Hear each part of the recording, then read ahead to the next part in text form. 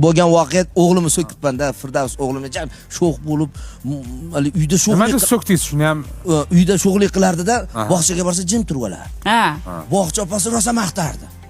U juda aqlli bola, aqlli bola. Uyga kelsa narsalar sindiraverardi. Bir kuni so'kibman-da, uni haligi, "Ey dedim, yana bir marta sho'xlik qiladigan bo'lsang, bog'cha peyni uyga olib kelib qo'yaman" dedim. Ana. Sizga quloq solmayapsan. Uyga olib kelib qo'yaman desam, uni bog'cha opasi eshitib qopti-yu. Uying keldimi? Yo'q.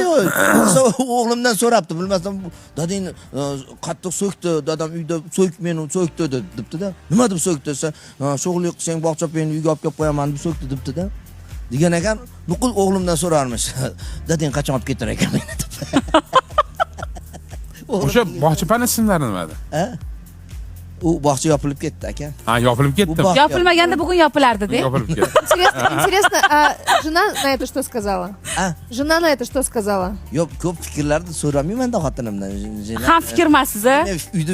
Uyda fikrlarimni aytaman-da, chiqib ketib qolaman. Hozir ham ertalab aytgan fikrlarimni hozir endi uyga borganimcha xotinim o'ylab fikrini tushunib bo'lgan. Endi bugun xonadoningizda faqat adolatli qarorlar qabul qiladigan umiddamiz. Shunaqa. Efirdan keyin adolatli hukm bo'ladi, xudo xohlasa. Bo'lsin.